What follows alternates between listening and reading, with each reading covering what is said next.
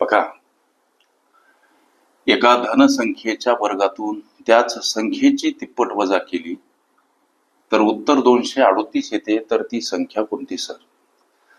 लेकरांनो, पर्याप्त वेळेमध्ये निर्धारित यश मिळवण्यासाठी सोबत तुमच्या मनातील विविध गणितीय समस्या विचारण्यासाठी कॉम्पिटिटिव्ह एक्झाम ग्रुप अवश्य जॉईन करा. तिथे तुम्हाला दररोज असंख्य अनलिमिटेड प्रश्न नित्य अभ्यासता येतील.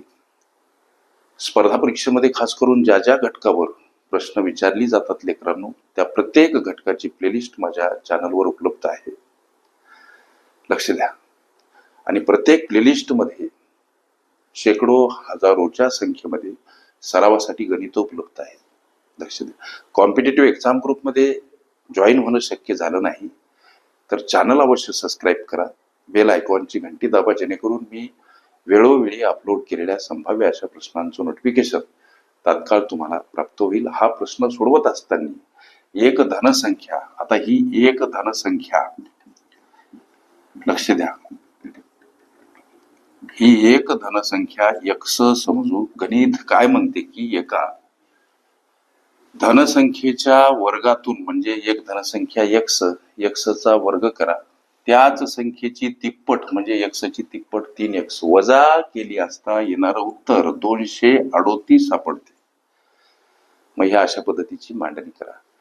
x वर्ग वजा 3x कडे येताना हे 238 वजा स्वरूपात समोर बराबर 0 हे वर्ग समीकरण बनते.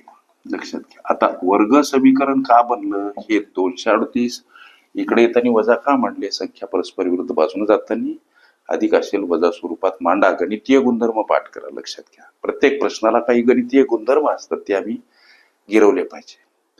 वर्ग समीकरण सोडवत असताना वर्ग पदाचा सहगुणक आणि ही स्थिरपदी यांचा गुणाकार करायचा असतो. आलेल्या गुणाकाराचे असे अवयव पाडायचे असतात की त्या पाडलेल्या अवयवांची बेरीज मधल्या पदाच्या सहगुणका एवढी यावी.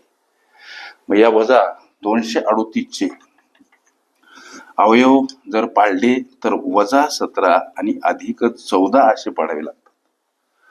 पाडलेल्या अवयवांची बेरीज मधल्या पदाच्या सहगुणका एवढी, म्हणजे इथं वजा 17 अधिक 14 एक संख्या वजा एक संख्या अधिक, अशा वेळी मोठ्या संख्येतून लहान संख्या वजा करत उत्तरासमोर मोठ्या संख्येच्या समोर असलेलं चिन्ह देणे. गणितीय गुणधर्म लक्षात ठेवा.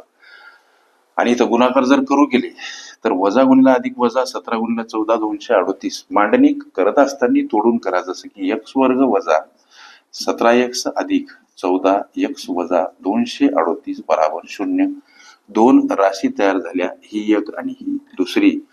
लेकरांनो, इथं कॉमन x घ्या, कंसामध्ये x वजा 17 अधिक 14 कॉमन घ्या, कंसामध्ये x वजा 17. अर्थ तोच आहे. x गुणिला x वर्ग हे वजा चिन्ह, x गुणिला 17 17x अधिक 14 गुणिला x अधिक 14x आणि अधिक वजा वजा 14 गुणिला 17 238. इथं x वजा 17 x सोबत गुणिला हे कंसातील x वजा 17 14 सोबत गुणिला म्हणून इथं सुद्धा आम्ही x वजा 17 कॉमन घ्यायचे. दुसऱ्या कंसामध्ये कंसाबाहेरील पद टाकायचे. गोष्टी लक्षात घ्या. आता याची फोड करा. x वजा 17 बराबर 0 कंसातून काढा. x वजा 17 बराबर 0. x ला एकटं करा. 17 शून्यकडे जाताना अधिक स्वरूपात x अधिक 14 बराबर 0 कंसातून काढा. x अधिक 14 बराबर 0. x ला एकटं करा. शून्यकडे जाताना 14 वजा स्वरूपात. प्रश्नामध्ये एका धनसंख्येचा असा शब्द प्रयोग. मग धनसंख्या कोणती? अर्थातच तुमचं प्रश्नाचं उत्तर काय?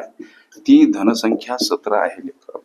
आता टॅली करायचा असेल, पडताळा तुमच्या या प्रश्नाचा घ्यायचा झाला तर एक धनसंख्या 17 हिच्या वर्गातून त्याच संख्येची तिप्पट म्हणजे 17 ची तिप्पट वजा केली तर येणारं उत्तर 238 सापडते का? आता एकचल समीकरणे या घटकामध्ये घुसलं गणित. लक्ष द्या, हे सगळे कनेक्टिव्ह असतात. सगळे जे काही युनिट पार्ट असतात गणिताचे, मॅथमॅटिक्सचे, हे एकमेकांमध्ये मिसळलेले असतात. आता 17चा वर्ग 289 वजा 17 ची तिप्पट 51 ही जर वजाबाकी केली 238 येते. 9तून 1 गेला 8, 8तून 5 गेले 3 आणि हे 2. पडताळा पटला सर? ओके.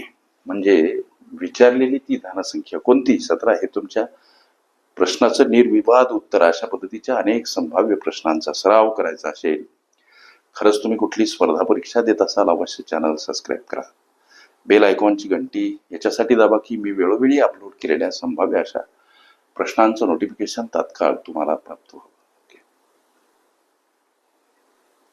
संख्या शाब्दिक उदाहरणे ही माझी प्लेलिस्ट अवश्य बघा. त्यामध्ये विविध स्पर्धकांनी विविध अंगांनी विचारलेल्या संभाव्य अशा असंख्य प्रश्नांचा सराव तुम्हाला करता